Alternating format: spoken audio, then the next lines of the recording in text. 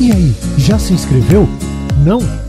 Então inscreva-se e receba uma notificação a cada novo vídeo. Deus abençoe!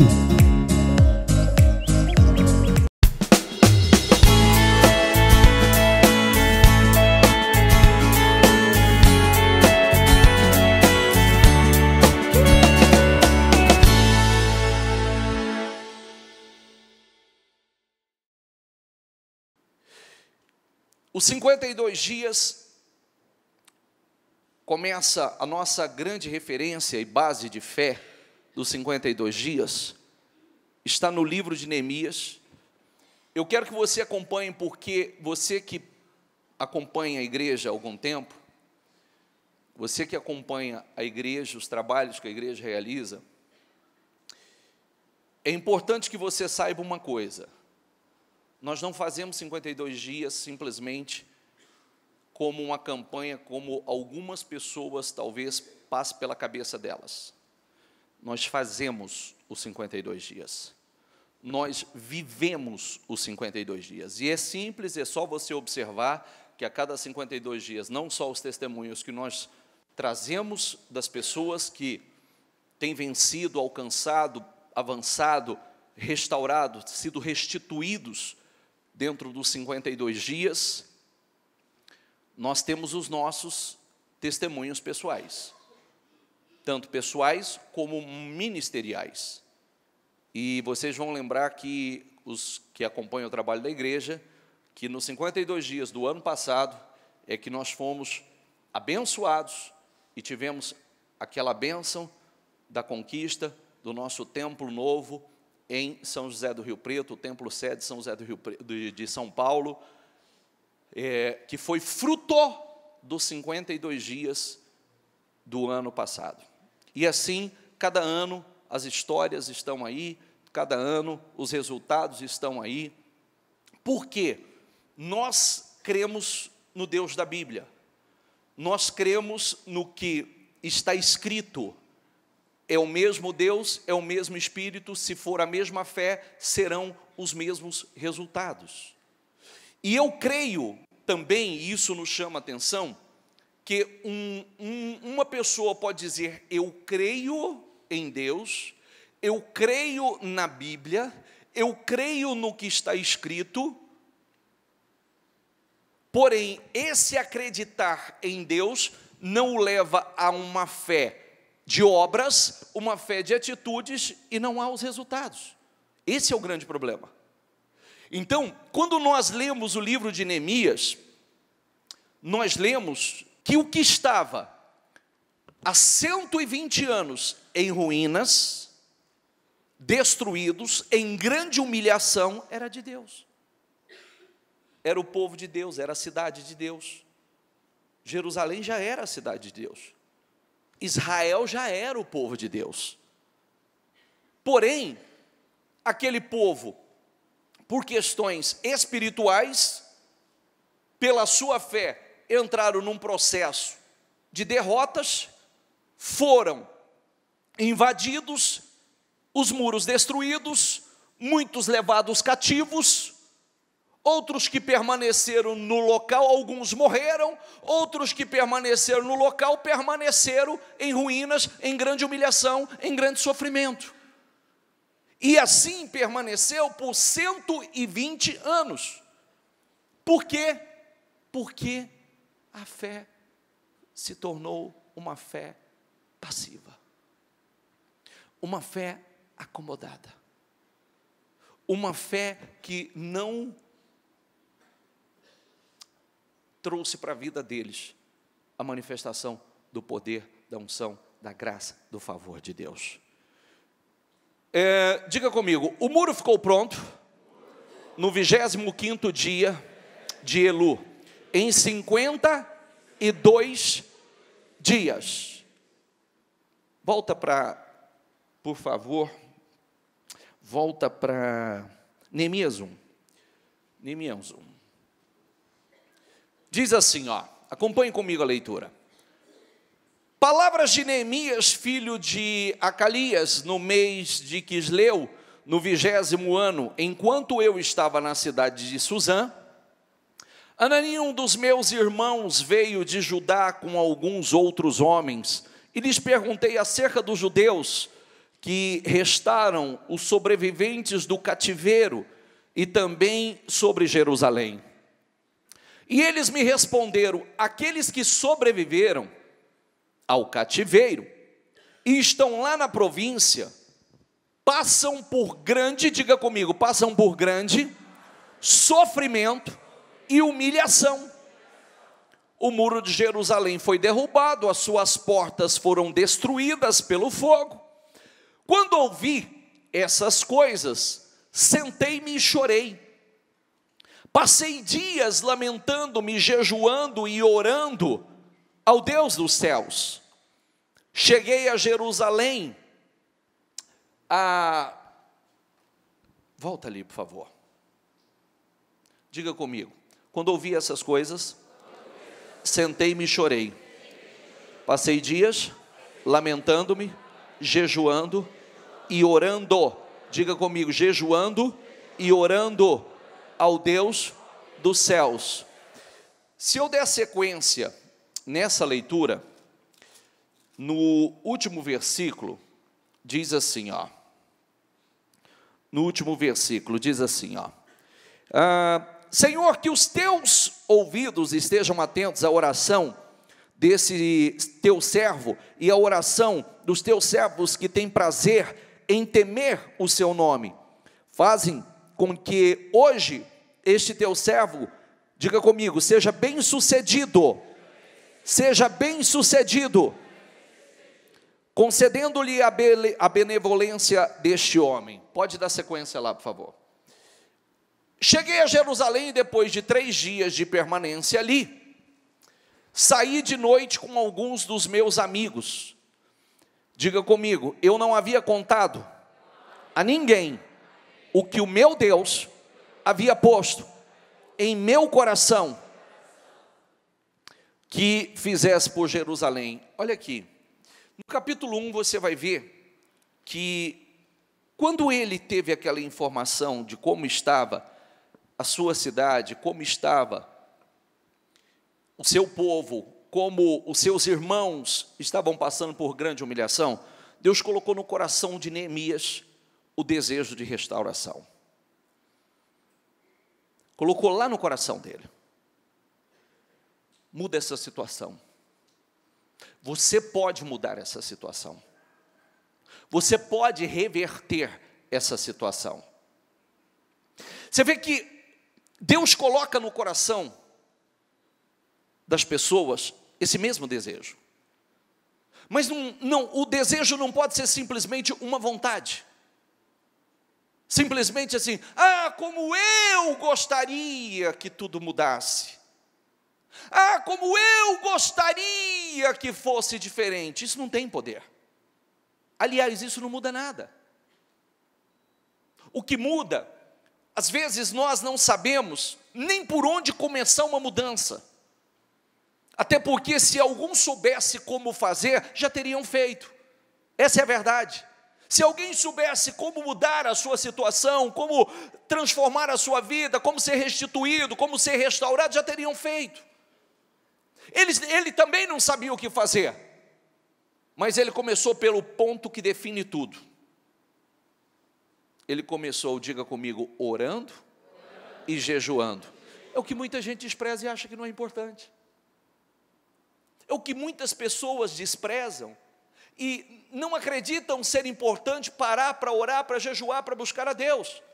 Porque é óbvio que para realizar aquela restauração, ele era um copeiro, ele precisava de uma ação maior, ele precisava de uma intervenção maior. Ele era copeiro do rei, ele chega diante do rei, o rei olha para ele e diz assim: o que é que você está triste? Você está doente? Não está doente? O que é que você está triste? E ele estava em oração, buscando de Deus, buscando que ele precisava de apoio, ele precisava de meios para realizar aquela obra. E aí quando ele chegou e disse ao rei: a minha cidade, cidade dos meus pais, onde os meus pais foram enterrados, está em ruínas, foi queimada, as portas, os muros estão no chão, o povo está passando por grande humilhação. Deus tocou o coração do rei. Deus tocou o coração do rei para que o apoiasse naquela obra. Você vê que Deus move corações. Nós falávamos segunda-feira que Deus queria abençoar Davi. Então todos os dias Deus fazia com que chegasse pessoas para ajudar Davi. Diga comigo, todos os dias Deus fazia com que chegasse pessoas para ajudar Davi. Então quando nós estamos buscando a Deus e buscamos ver, tem gente que diz assim, ai, ninguém me ajuda. Não vai te ajudar, porque a tua ajuda vem de Deus. É isso que muita gente precisa entender. Primeiro nós tocamos o coração de Deus, depois Deus toca o coração dos homens. E Davi precisava, sendo perseguido, o rei o perseguindo, ele precisava se fortalecer, ele precisava de ajuda. Então o que Deus fez? Deus começou a mandar pessoas para ajudá-lo, para fortalecer o seu exército. A mesma coisa, Neemias precisava de apoio, ele precisava de meios, e Deus usou pessoas para poder abençoá-lo. O rei veio e disse, olha, ok, pode ir, quanto tempo você gasta para fazer essa obra? Eu gasto tanto tempo, mas eu preciso também que o senhor me dê cartas, autorização, preciso a carta para o líder do Trans-Eufrates, eu preciso de carta para passar pelos lugares que eu preciso de carta para pegar madeira, eu preciso de material, eu preciso de apoio. Ok, tudo bem. E ainda vou mandar gente junto com você, vou mandar gente para te apoiar. Diga comigo, tudo começou jejuando e orando. Tudo começou jejuando e orando. Tudo começou com jejum e oração. É o que eu quero mostrar a você.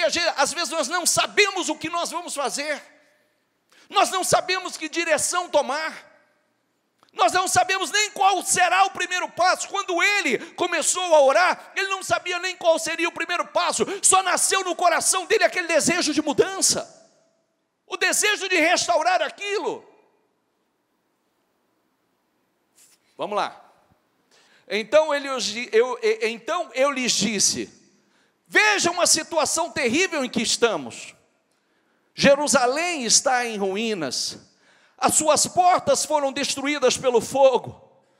Diga comigo, venham, vamos reconstruir os muros de Jerusalém, para que não fiquemos mais nesta situação humilhante e grave, que não era simplesmente porque os muros estavam em ruínas, não era simplesmente porque as portas estavam queimadas, eles estavam desprotegidos, eles estavam sendo roubados, eles estavam sendo saqueados, eles estavam sendo lesados. Você vai para o capítulo 5, estavam perdendo o seu patrimônio, estavam endividados, estavam pagando juros absurdos, perdendo as suas casas, perdendo as suas famílias, os filhos como escravos. A humilhação era terrível, como muita gente se encontra.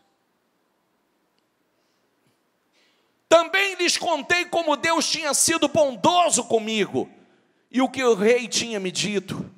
E eles responderam, diga comigo, sim, vamos começar a reconstrução.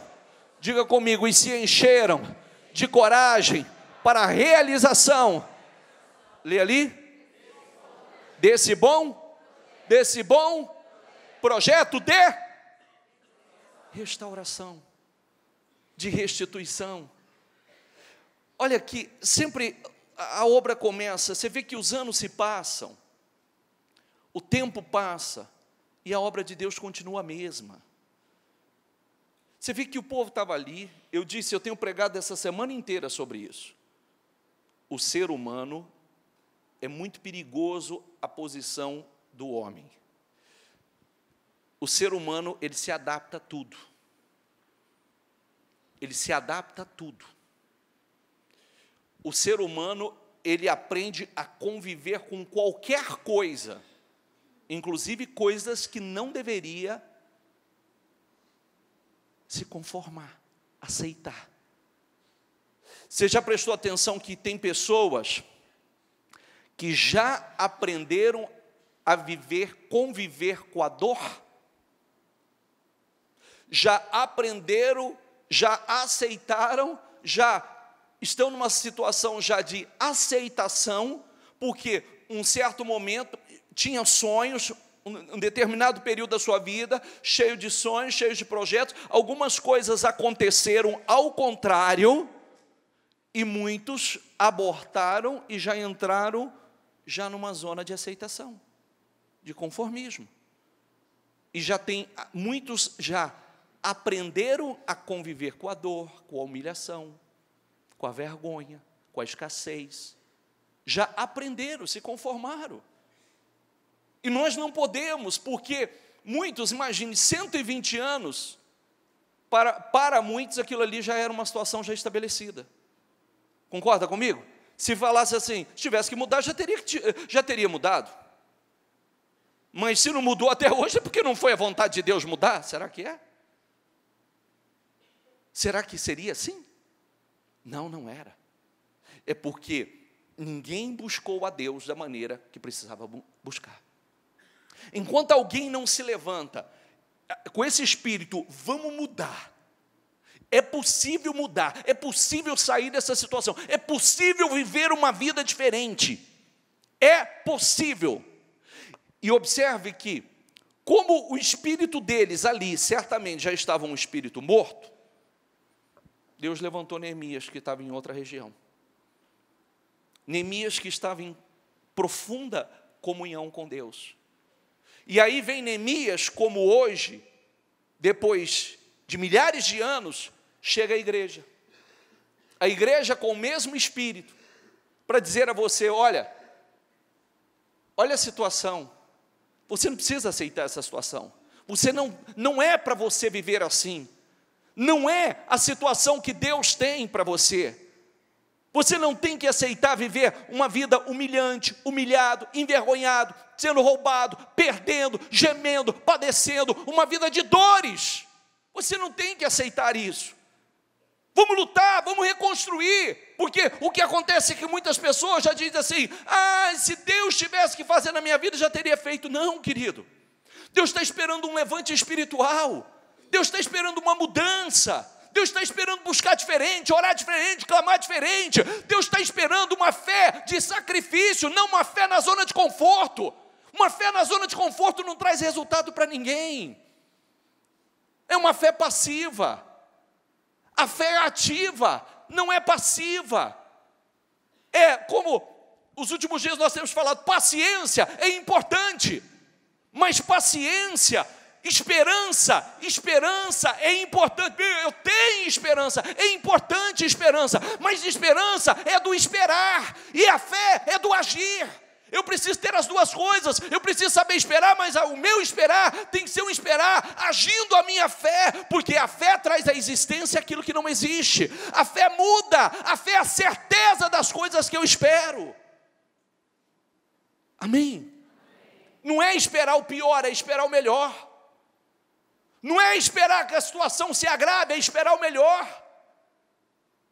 E o que precisa acontecer é esse envolvimento com Deus, com o Espírito de Deus, para que Deus mude. Então, Deus vai lá, levanta Neemias, que está a milhares de quilômetros, vai lá, chega, olha a situação, mesmo à distância ele já visualizou, mesmo à distância ele já visualizou tudo como estava, ele passou 3 dias olhando, 3 dias observando, não falou nada para ninguém. Deus tinha colocado no coração dele de mudar a situação, aí ele vem, faz uma reunião com o pessoal e diz assim, olha a situação que nós estamos, olha a humilhação, vamos reconstruir, vamos mudar essa situação, é possível, vamos nos levantar com força, com poder. Também lhes contei como Deus tinha sido bondoso comigo, quer dizer, Deus tinha tocado o coração do rei, e o rei tinha lhe favorecido. E eles responderam, diga comigo, sim, vamos começar a reconstrução. Diga comigo, e se encheram de coragem, porque é necessário coragem, É necessário coragem para sair da zona de conforto. É necessário coragem para enfrentar o que precisa ser enfrentado. É necessário coragem para dizer: eu vou mudar minha vida, eu vou mudar minha história, eu vou sair dessa vergonha, dessa humilhação. É preciso de coragem para confrontar consigo, com os problemas, com os inimigos. É preciso coragem. Eles se encheram de coragem para a realização desse bom projeto. Que bom projeto? Projeto de restauração. Projeto de restauração, de mudança. Projeto, diga comigo, de restauração. Esse deve ser o seu maior projeto. E lembre-se que em toda a história bíblica, quando o templo foi destruído, o Senhor disse assim: a glória da segunda casa será maior do que a primeira. Foi destruído, né? Só que saiba de uma coisa: a glória da segunda casa será maior do que a primeira. Quando Jó foi roubado, quando Jó foi destruído pelo diabo, para quem não sabe, foi pelo diabo. Deus permitiu, mas porque Deus confiava na fé dele. Quando Jó foi restaurado, restituído, ele foi restituído tudo, diga comigo, dobradamente. Não foi na mesma medida, foi dobradamente mais abençoado, dobradamente mais próximo, a sua família dobradamente mais abençoada, seus filhos mais bonitos, os últimos do que os primeiros. Está entendendo o que eu quero dizer? Quando Davi cometeu um erro, teve um relacionamento com uma mulher que não era a bênção de Deus para a vida dele. Errou, sofreu a consequência, o filho nasceu, o filho morreu. Mas em nenhum momento ele agiu com rebeldia. Em nenhum momento ele fez o que Deus reprova, ele fez o que Deus agrada, ele botou a boca no pó, ele buscou a Deus, ele adorou a Deus. A Bíblia diz que quando o menino morreu, ele correu e adorou a Deus. Sabe o que aconteceu com ele? Deus o abençoou dando a ele Salomão, que em toda a história nunca houve homem mais sábio e mais rico do que Salomão. Foi o filho que veio para substituir a perda daquele que ele perdeu. Algo maior. Ele tinha outras mulheres, porém nenhum se comparou a Salomão. Restituição. O tempo de restituição, a obra que Deus faz é sempre maior. O problema é que muitas pessoas falam assim: nunca será igual. Não, nunca será mesmo, sempre é maior, sempre é melhor, sempre é para mais. Amém, pessoal? Quando Sambalate soube que estávamos reconstruindo o muro, diga comigo, ficou furioso, ridicularizou os judeus. Foi só mar de rosas? Não. Foi só a gente apoiando, vamos reconstruir, vai nessa, vai dar certo, foi? Não. Olha para mim, não olha para os lados não, por favor, gente, presta atenção, porque o que eu sempre falo dentro da igreja: se o Espírito não entrar em você, nada muda. Nada muda. Se o Espírito não entra em você e gera essa fé, essa força, essa coragem, não muda. Você sai daqui igual, pensando igual, acreditando nas mesmas coisas, e vai colher os mesmos resultados, e não é isso que Deus tem para você. Viu? Não é isso que Deus tem para você. Não vive essa lei da aceitação, essa fé da aceitação, porque isso não era o que Deus tinha para eles. E tanto é que quando se levantaram com um espírito diferente, com uma fé diferente, tudo mudou. Foram para um outro nível. E na presença de seus compatriotas e dos poderosos de Samaria, disse, diga comigo, o que aqueles frágeis judeus estão fazendo? Será que vão restaurar o seu muro? Será? Que esse frágil, o que essa frágil está fazendo? Será que acha que vai mudar de vida? De vez em quando alguns escutam isso até em casa. Alguns escutam isso da família. Alguns escutam de algumas pessoas que não somente não querem a restauração, mas como muitos lutam para que não aconteça a restauração. Muitos, porque, inclusive muitas pessoas, é mais fácil te ver na situação que você está, porque justifica o dela também. Justifica o fracasso dela também. Você sabia disso ou não? Você sabia? Desculpa falar o que eu vou falar agora, isso não vai longe, começa na família. Isso começa na família. Eu já vi mães, já atendi mães que se todos os filhos não vencessem, então que nenhum vença. Eu já vi. Cegueira. Então é melhor que todos fiquem na desgraça do que pelo menos um viva uma vida abençoada, que pelo menos não incomoda os demais. Isso existe. E muitos sabem que existe. Isso existe, irmãos. Isso existe, amigos, que não quer ver o teu sucesso porque pelo menos justifica o dele. Entendeu? Ah, mas também não é só eu que estou aí, ó.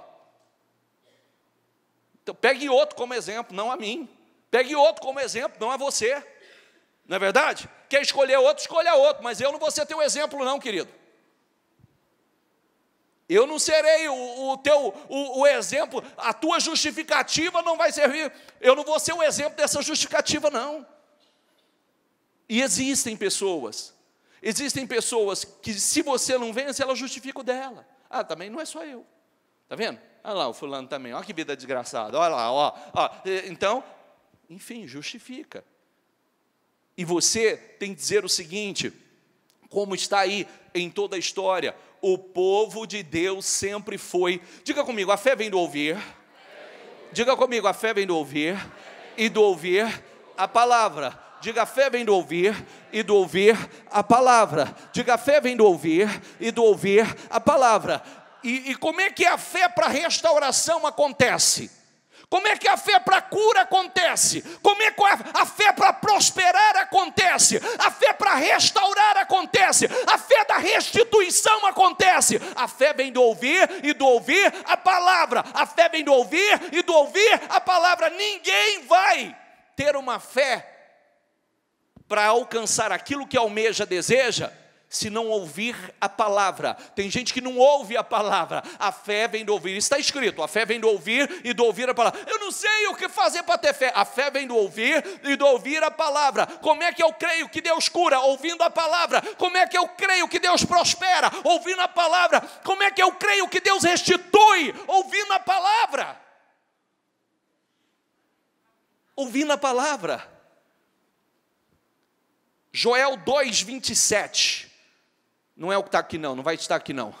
25 e 27. Restituir-vos-ei os anos que foram consumidos, e o meu povo não será mais envergonhado. 27. E o meu povo não será mais envergonhado para todo. Isso entra. Isso entra quando nós tomamos uma decisão, quando isso entra dentro de nós, como eu falei durante a semana, como eu falei no decorrer da semana, quanto sofrimento eu passei, minha família passou, quantas perdas, quantas humilhações, quanto, minha mãe está aqui me ouvindo, ela sabe o quantas humilhações eu digo hoje. Sabe quando o diabo vai fazer comigo o que fez lá atrás? Nunca mais. Sabe por quê? A fé vem do ouvir e do ouvir a palavra. A fé vem do ouvir a palavra. A restituição, Deus já me restituiu tudo que eu perdi, e está escrito, nunca mais o meu povo será envergonhado. Eu creio nisso. E nunca mais eu vivi o que eu vivi, nunca mais eu passei o que eu passei, nunca mais eu sofri as desgraças que eu sofri, nunca mais, nem eu nem minha família, né mãe? Nem eu nem minha família. Nunca mais, porque se existe uma família que foi massacrada, envergonhada, motivo de chacota para toda a família, foi a minha. Motivo de chacota para toda a família, a minha família foi.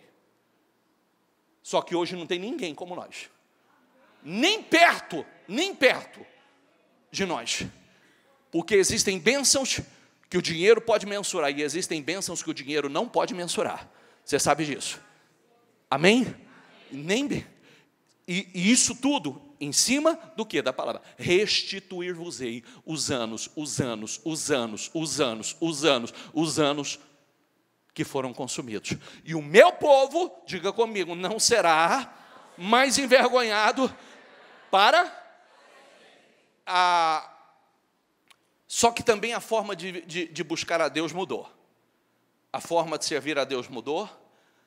O espírito mudou. O nível de comprometimento mudou. As prioridades mudaram. A fé mudou. Tudo mudou. O resultado também mudou. Porque é isso que acontece. Só que nós precisamos colocar força. A obra é fácil? Não, não é fácil. Está aí, ó, fica aí. Ó. O que aqueles frágeis judeus estão fazendo? Será que vão restaurar o muro? Irão oferecer sacrifícios? Irão terminar a obra num só dia? Será que vão conseguir ressuscitar pedras de construção daqueles montes de entulho? Está tudo em entulho, será que vão conseguir fazer alguma coisa? Eram as coisas que eles ouviam. Eram as palavras que eles ouviam. Isso é motivador? Sim ou não? Não, zombando. E ainda, pode passar, quer ver? Tobias, o amonita que estava ao seu lado, completou, pois que construa. Que construa. Basta que uma raposa suba lá, para que esse muro de pedras desabe. Vai virar nada. Levantou, vai cair. Levantou, vai cair. Não, não é assim que acontece. Tudo que a gente levanta, reconstrói e mantém na bênção de Deus, em Deus, nunca mais cai. Nunca mais cai. Amém?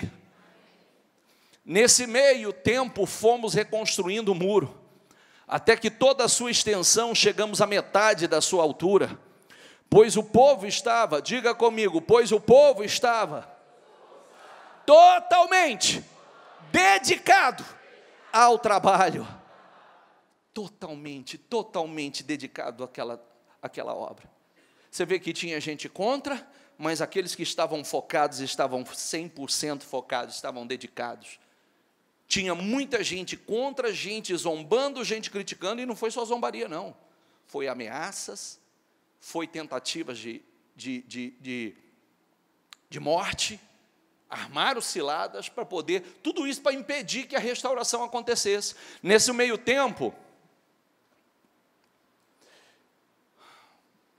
pode passar.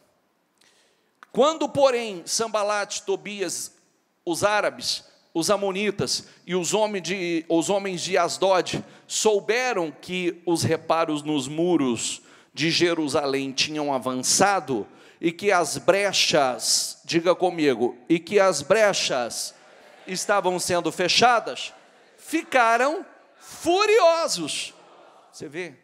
Quando ficaram sabendo, está mudando, está reconstruindo, né? Está reconstruindo, está mudando tudo. Ficaram furiosos. Fiz uma rápida inspeção, 14. Uma rápida inspeção, e imediatamente disse aos nobres, aos oficiais e o restante do povo: não tenham medo deles. Lembrem-se de que o Senhor é grande. Lembre-se de que o Senhor é grande e temível. Diga comigo.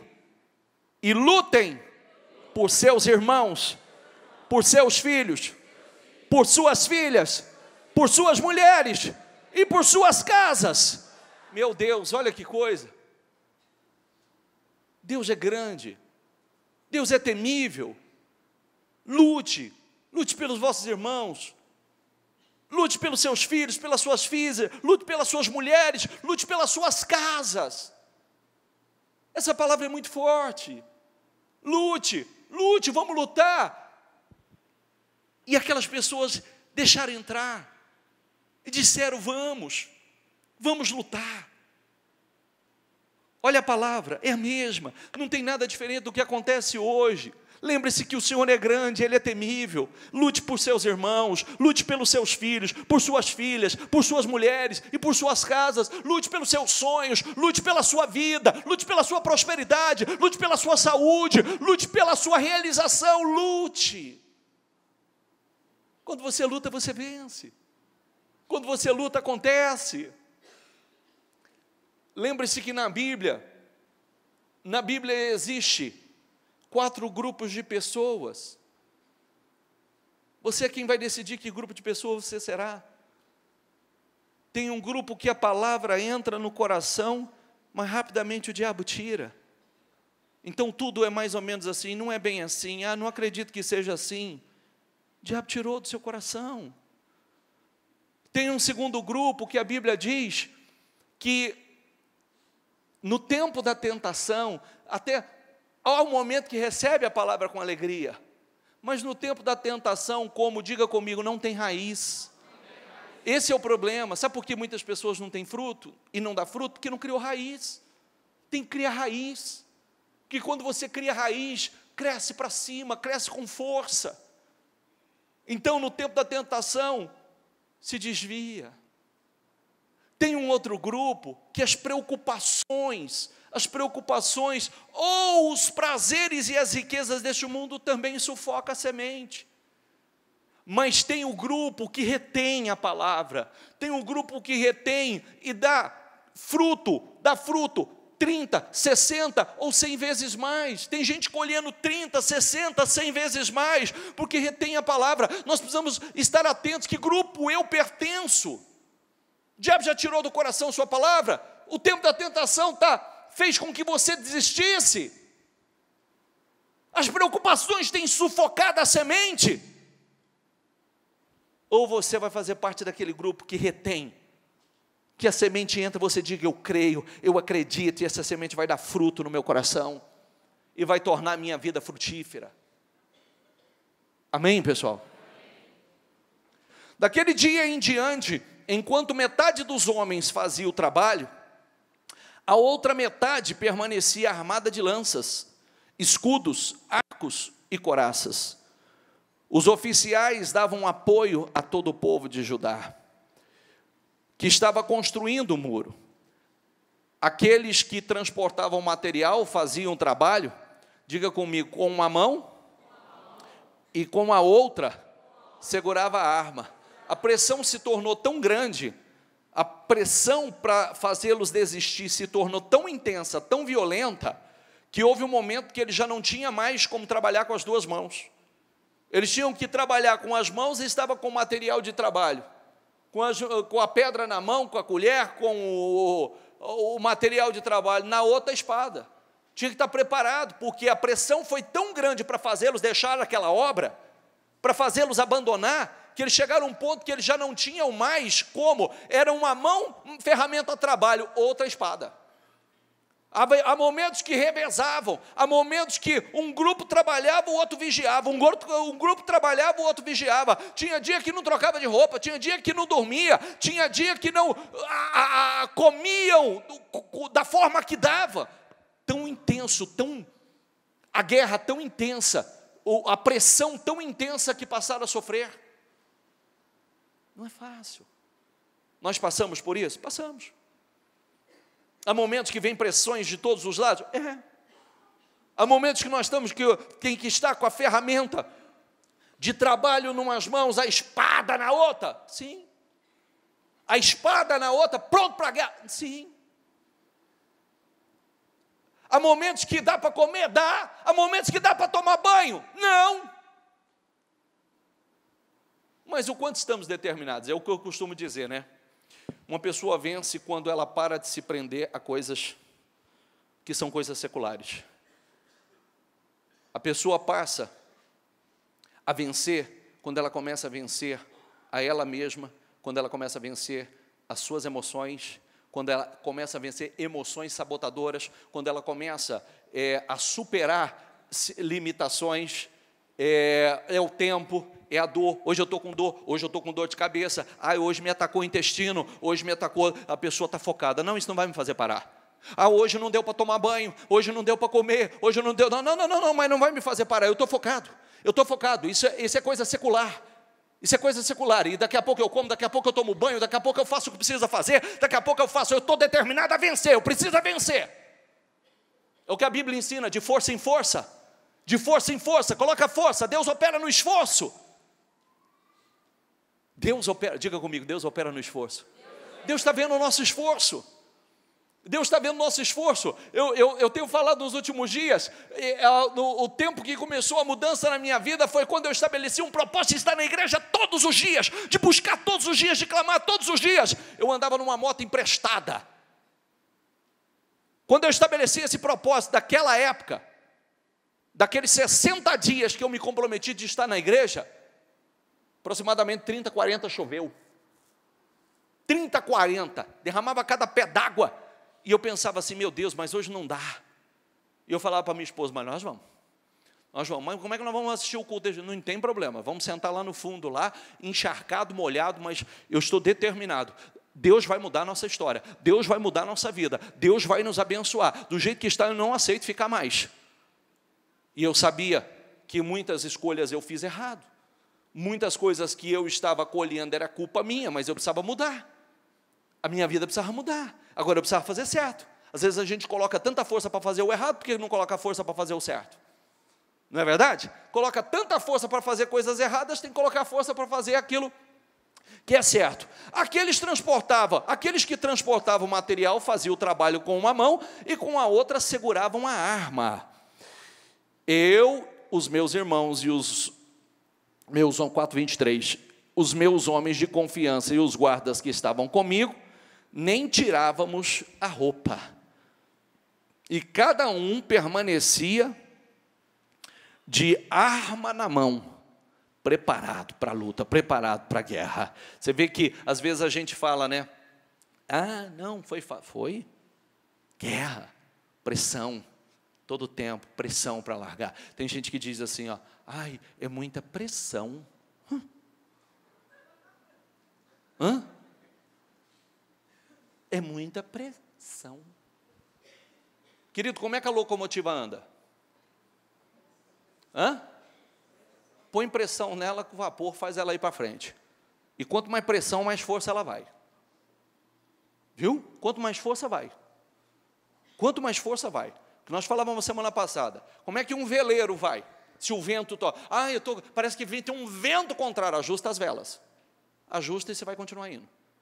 Porque o veleiro não tem motor, mas tem vela. Se ajusta a vela, ela vai continuar indo para frente, mesmo com o vento contrário. É possível uma pessoa, mesmo com todo o vento contra, ele continuar avançando, continuar crescendo? É possível. Mas precisa mudar a fé, precisa mudar as atitudes, precisa ajustar as velas, colocar na direção certa. Daqui a pouco o vento vira e vem de forma favorável a você, aí te empurra com força. Mas enquanto isso não acontecer, você tem que fazer coisas que ajustar as suas velas. Por isso enviei-lhes mensageiros com esta resposta. Estou executando.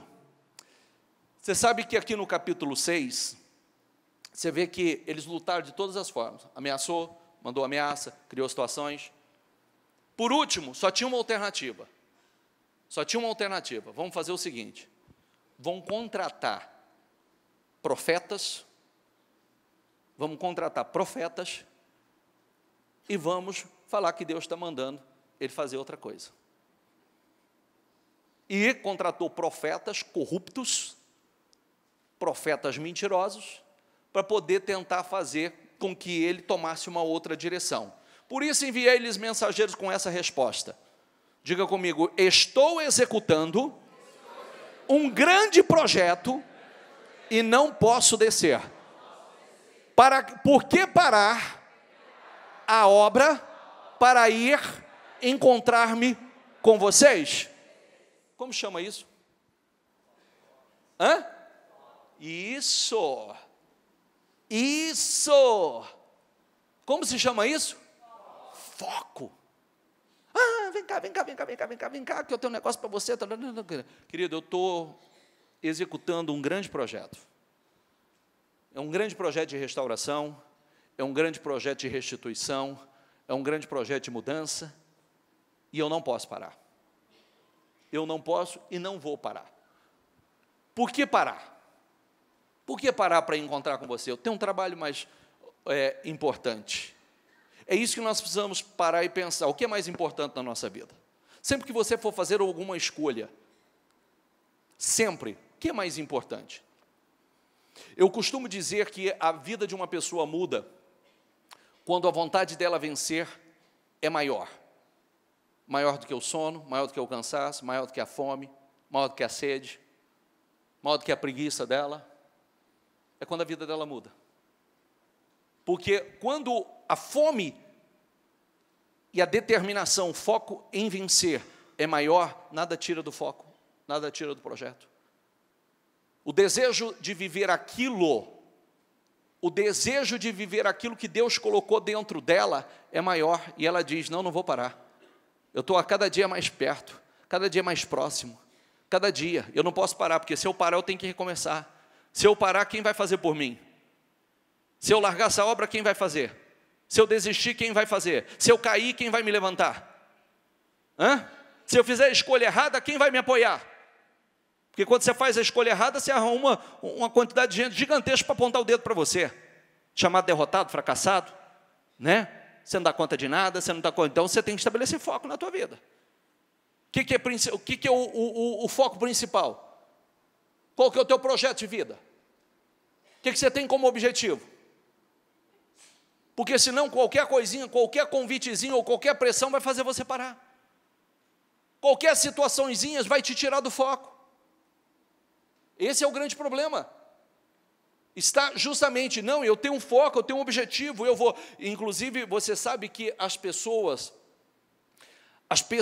vitoriosas, elas seguem sempre, elas nunca ficam com achismo, elas não olham para os seus sentimentos, elas sempre estão seguindo, sempre estão avançando, elas não esperam ter vontade de fazer o que é preciso fazer para vencer, elas seguem, elas fazem, entende? Não estou com vontade, você, querido do céu, esperar ter vontade, você está fritou, você não vai ter vontade de fazer nada, tem dia que você não vai levantar da cama, entendeu? E mais, deixa eu falar uma coisa aqui, quem tem mais de 40 anos aqui? Se for para esperar a tua vontade, você está morto agora. Verdade. Não, sabe por quê? Porque a partir dessa idade, tanto mulher como homem, está mudando completamente o seu organismo. Está mudando completamente. Viu, vocês homens, se você tem se sentido muito cansado, muita coisa, pode estar atento, porque você já começa a mudar totalmente a sua condição hormonal.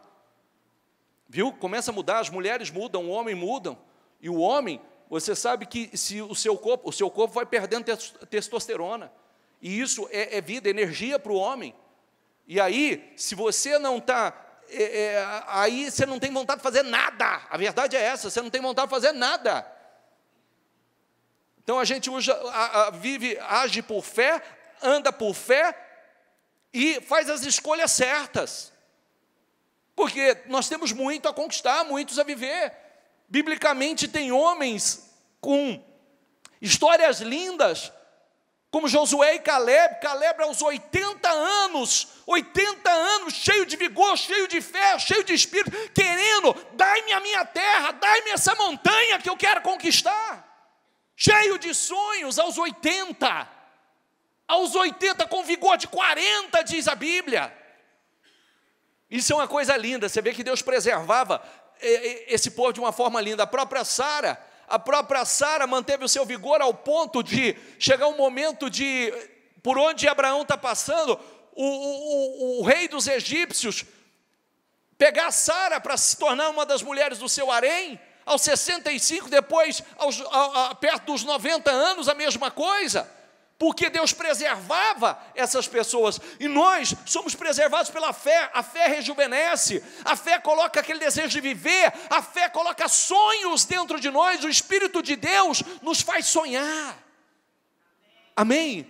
Então não caminhe na carne não, porque se você caminhar na carne, às vezes você está novinho e já está esperando a morte, sem energia, sem vontade, não quer viver coisas novas, já está entregue. Por isso que nós temos que passar por esse processo de renovação.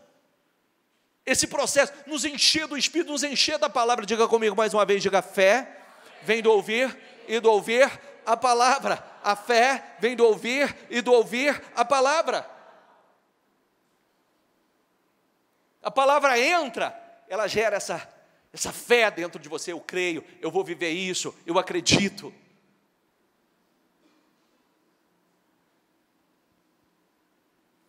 Estavam todos tentando intimidar-nos, pensando, eles serão enfraquecidos, diga comigo, eles serão enfraquecidos, e não concluirão a obra.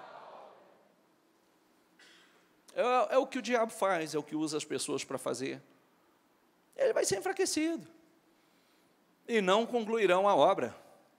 Eu, porém, diga comigo, orei, pedindo, fortalece agora as minhas mãos.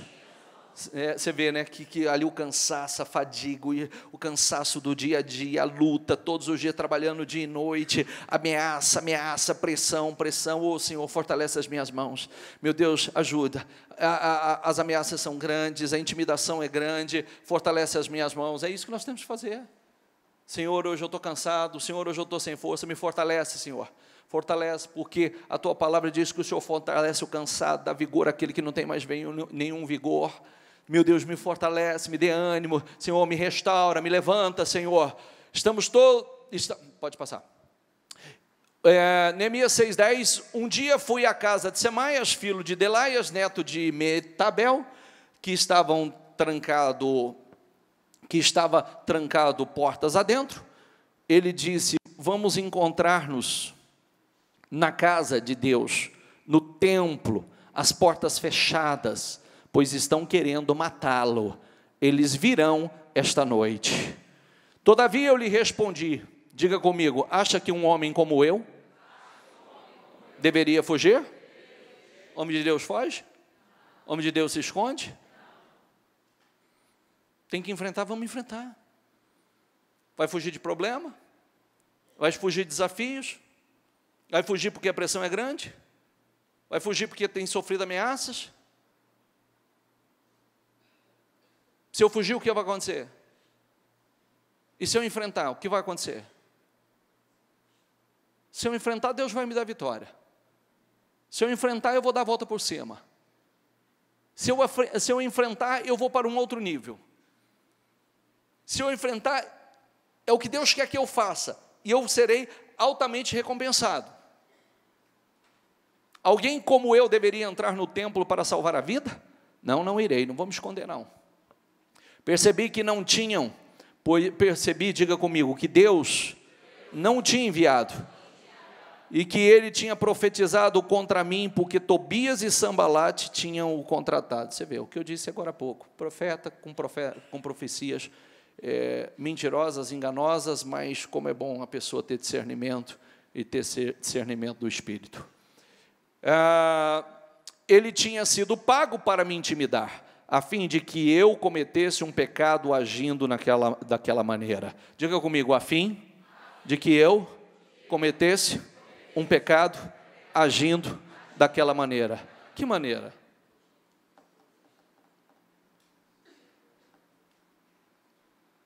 Se a Bíblia diz que Deus não nos deu o espírito de medo, de covardia, mas sim de força, de fortaleza, de poder, de amor e de moderação, você sabe que não comete pecado só simplesmente quem vá e pratica o pecado. Quem sabe fazer o certo e não faz, também comete pecado.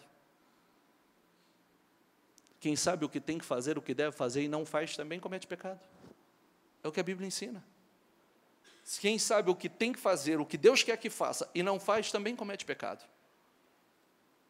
E é isso que nós precisamos entender. E então eles poderiam difamar-me e desacreditar-me, quer dizer, eu perderia credibilidade. Quando você foge, você perde credibilidade. Quando você se esconde, você perde credibilidade. Se tiver que se fugir, se tiver que se refugiar, se refugie em Deus. Se tiver que se esconder, se esconda em Deus.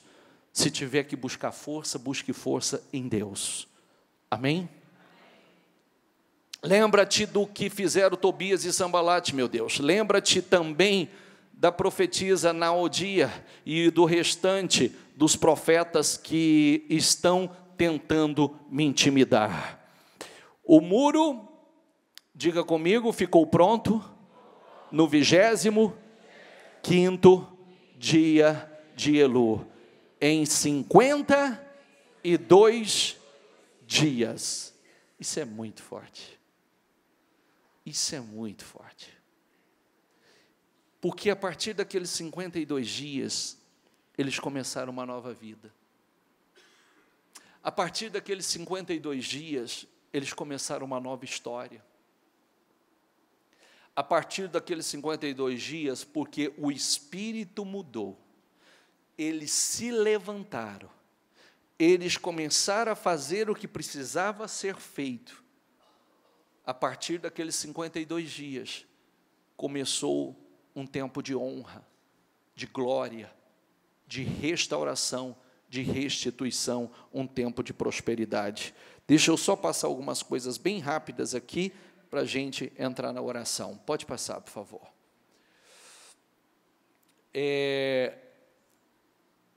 A seguir, Abraão orou a Deus, diga comigo, e Deus curou Abimeleque, sua mulher e suas servas, de forma que puderam novamente ter filhos. Deixa eu falar uma coisa importante. Olha o que eu vou falar para você. Eu falei de Abraão agora há pouco, e o quanto é importante a gente esperar e confiar em Deus, né? E todas as mulheres bíblicas, né? Todas as mulheres, as grandes mulheres, que eram estéreis, e souberam esperar em Deus, elas geraram, diga comigo, campeões. E por que esperar? Porque quando aconteceu isso aqui, diga comigo, a seguir Abraão orou a Deus, e Deus curou Abimeleque. Porque Abimeleque, numa atitude, num escorregão de Abraão, de fugir para a direção errada, acabou que Abimeleque, rei dos filisteus, pegando Sara, como eu disse, levando Sara como mulher de seu harém. Mas, como Deus sempre toma as nossas dores, veio situações terríveis sobre os filisteus, terríveis. E dentre elas, ninguém ali podia gerar filhos, e outras situações que o próprio filisteu, isso é outra coisa que mexe comigo, tá? Às vezes a gente, como de Deus, a gente não sabe ver algumas coisas que não estão certas. Age como natural aquilo que não deve ser aceito como natural. Quando a Abimeleque viu que alguma coisa ali, o que estava acontecendo não era, como também Faraó, quando pegou, espera aí, isso não está certo, tem alguma coisa errada. E quando foi a fundo era porque tinha pegado a mulher de Abraão, né? Tinha levado a mulher de Abraão. Ou seja, as coisas que começaram a acontecer, eles entenderam, diga comigo, que não eram normais.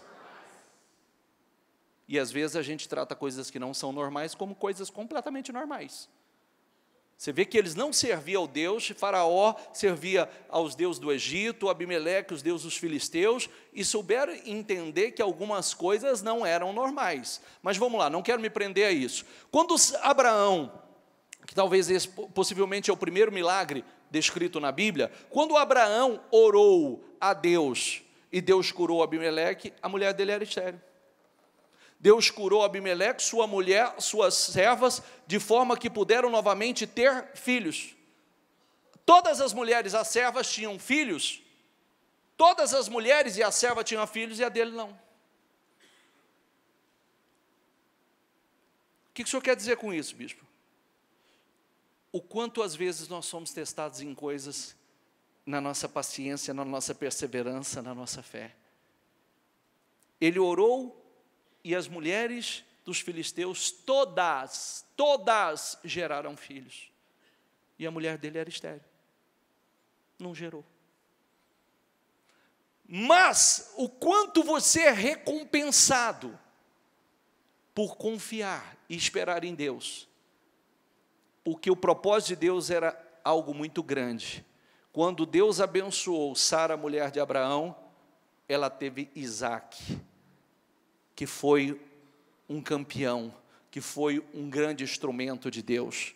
Então, todas as mulheres, quando você pega todas as mulheres na Bíblia, que geraram filhos, que eram estéreis, como a mulher, a mãe de Sansão, como a mãe de Samuel, como Ana, mãe de Samuel, Isabel, mãe de João Batista, e tantos outros na Bíblia, mãe de Jacó, eram mulheres estéreis, e por confiar em Deus, esperar em Deus, como aqui Abraão e Sara, mesmo orando e vendo outros sendo abençoados, orando e vendo outros, eu quero que você entenda isso, orando, fazendo certo, abençoando a vida de outros, confiando em Deus, ainda que não tenha acontecido na minha vida, eu creio, eu abençoo a vida de outros. Ele viu ele orando por outros recebendo aquilo que ele mais queria, e a dele parece que não, mas chegou a hora. E quando chegou a hora, chegou porque o dele não seria mais um no meio da multidão. A obra que Deus tinha na vida dele e na sua descendência não era qualquer obra, não era mais um no meio da multidão.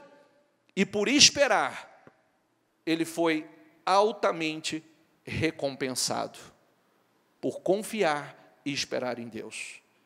Amém? Amém, pessoal? Quem entendeu? Bispo, eu estou vendo outras pessoas, eu até oro por outras pessoas e elas são abençoadas, ele também, ó.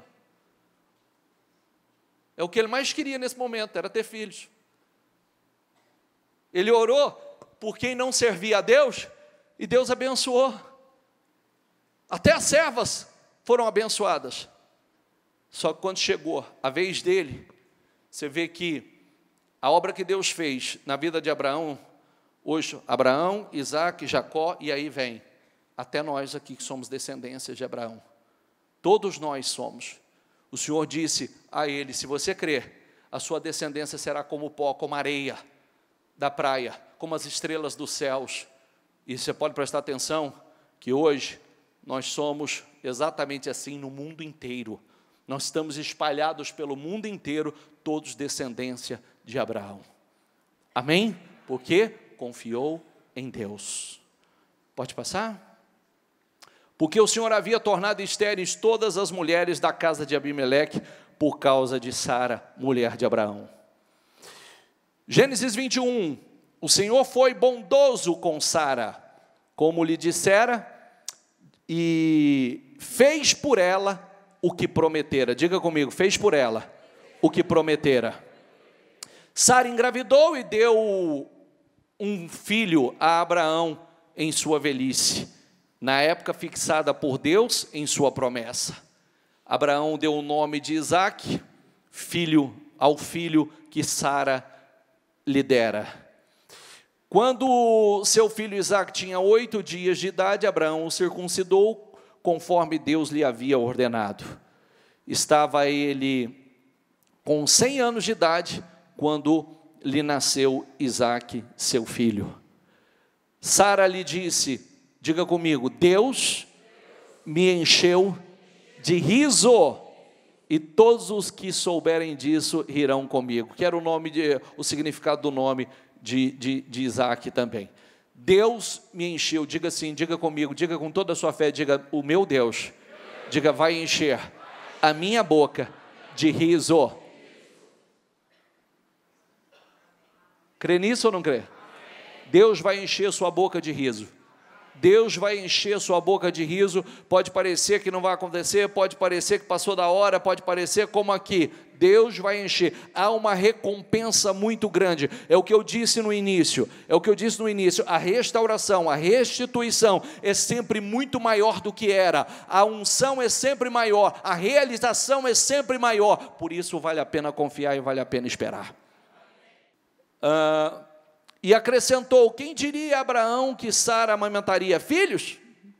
Contudo, eu lhe dei um filho em sua velhice. Quer dizer, quem diria, né? Depois de tanto tempo, passou tanta... Quem diria que eu viveria isso? Quem diria isso? Gálatas 3:29, diga comigo, e se vocês são de Cristo, são descendência de Abraão, e herdeiros segundo a promessa. Diga, eu sou de Cristo. Você é herdeiro, conforme a promessa.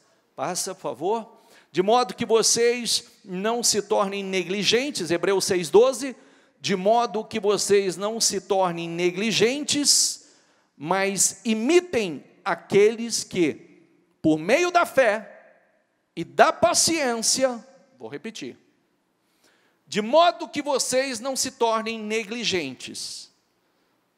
Não seja negligente com a sua própria vida, não seja negligente com a sua fé, não seja negligente, mas imitem aqueles que por meio da fé e paciência receberam a herança prometida. Da fé, agiram por fé, buscaram por fé, oraram por fé, lutaram por fé, tiveram paciência e esperança, esperaram e receberam a herança prometida. Quando, Hebreus 6,13, quando Deus fez a sua promessa a Abraão, por não haver ninguém superior por quem jurar, jurou por si mesmo, ou seja, juro por mim mesmo que eu farei, que eu cumprirei com aquilo que eu prometi. Esteja certo de que o abençoarei e farei numerosos os seus descendentes. E foi assim que, depois de esperar pacientemente, diga comigo, Abraão alcançou a promessa. Fique em pé, por favor. Pega o teu projeto nas mãos.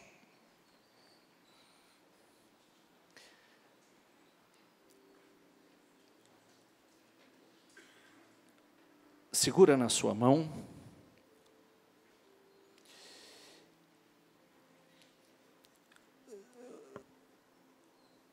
Além de toda, com seus olhos fechados, por favor.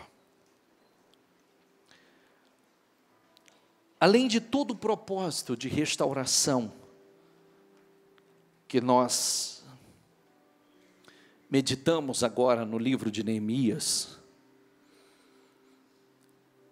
e essa obra tão forte, tão linda, do que estava ali em ruínas,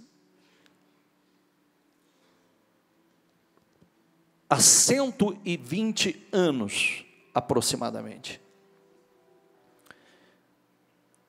restaurada em 52 dias. A obra que Deus fez,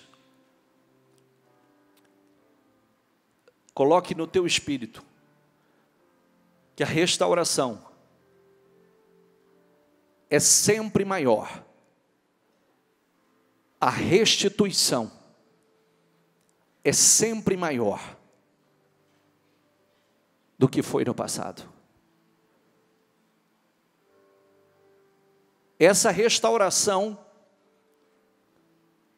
como o próprio Senhor disse, a glória da segunda casa será maior do que a primeira. E assim foi. O tempo de restauração, a restauração na vida de Jó, que estava com a vida completamente destruída, foi infinitamente maior, foi o dobro. Deus fez tudo o dobro do que o melhor tempo da vida dele, o tempo do auge, por esperar, por confiar, por não desistir, por não perder a fé. Abraão esperou aquele filho com Sara, o ventre de Sara estéril, e não veio qualquer filho,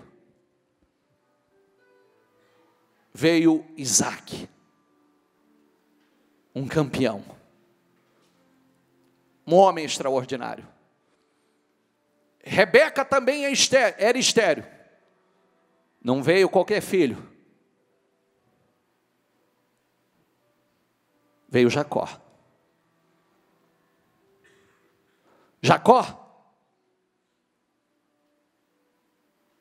Veio José, que não foi qualquer um, foi outro homem extraordinário.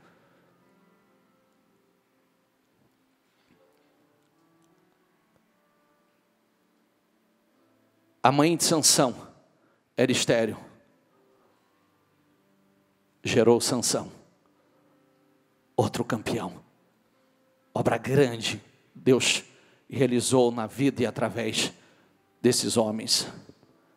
Isabel era estéril, gerou João Batista. Ana era estéril, gerou um dos maiores profetas, Samuel, outro campeão. Você pode estar com a vida estéril, não produz nada, não frutifica. Como vale a pena confiar e esperar em Deus, porque quando Deus faz, a obra que Deus faz é infinitamente superior. A recompensa, há uma unção de recompensa. Há uma unção de recompensa por esperar, por confiar. Há uma unção. Mas é importante, como no passado, Deus olhou para o seu povo e viu aquele povo passando por grande humilhação.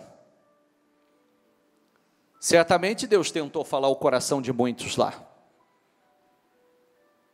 mas precisava de alguém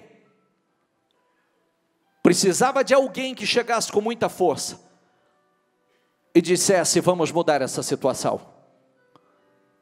E os anos se passaram e hoje Deus levanta nós aqui, Ministério Mudança de Vida, para dizer a você: vamos mudar essa situação, vamos mudar a tua vida, vamos restaurar. Vamos buscar a restituição, vamos para um outro nível, porque Deus não tem essa vida de vergonha, de humilhação, Deus não tem esse caos, Deus não tem as perdas que você tem sofrido, Deus não tem as vergonhas que você tem passado, Deus não tem uma vida arrebentada, humilhada, derrotada, fracassada, gemendo, padecendo. Deus não tem para você, e por isso hoje Deus nos levanta aqui para dizer a você: vamos levantar, vamos restaurar, vamos reconstruir, vamos. Lute pela sua vida, lute pela sua casa, lute pela sua família, lute pelos seus filhos, lute pelas vossas mulheres, lute pelos seus maridos, lute pela sua vida financeira, lute pela sua saúde, lute pelos seus sonhos, tudo aquilo que Deus colocou dentro de você. Não seja aquela pessoa que se acostuma a conviver com a dor, se acostuma a conviver com a vergonha, se acostuma a viver com a escassez, se acostuma. Não aceite isso e diga: eu não vou me acostumar, e eu vou buscar aonde pode mudar a minha história, o Deus que pode me levantar. Restituir-vos-ei os anos que foram consumidos, e o meu povo não será mais envergonhado para todo o sempre. Que esse Espírito entre em você, e você pode ter certeza de uma coisa: se isso entrar dentro de você, e se você se levantar, você vai viver uma outra história. O tempo da restauração é muito superior ao passado. O tempo da restituição é muito superior aos melhores tempos que você viveu lá atrás. É infinitamente superior. Então se levante. Se levante. O vento da oportunidade está passando. Assim como muitas vezes passa o vento da destruição, o vento da oportunidade, o vento da restauração, da restituição está passando. Deus quer restaurar a sua vida. Deus quer restaurar.